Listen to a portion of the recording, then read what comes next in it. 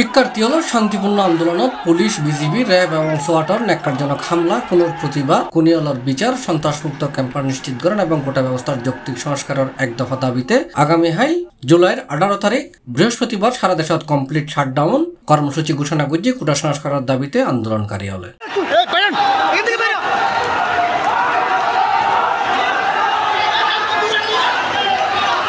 এই কর্মসূচি চলাকালে শুধু হাসপাতাল এবং জরুরি সেবা ছাড়া ব্যাকিং বন্ধ তাইবের হুঁশিয়ারি দিয়ে তারা জরুরি সেবার আওতায় গণমাধ্যমের গাড়ি এবং সংবাদপত্র পরিবহন গাড়ি বাধাহীনভাবে চলিত পারে বলে জানাই আন্দোলনকারী।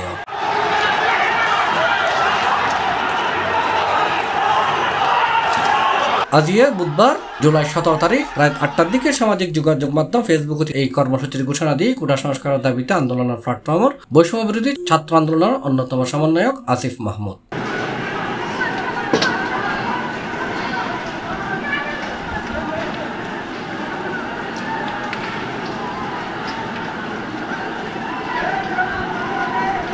C+ চট্টগ্রাম।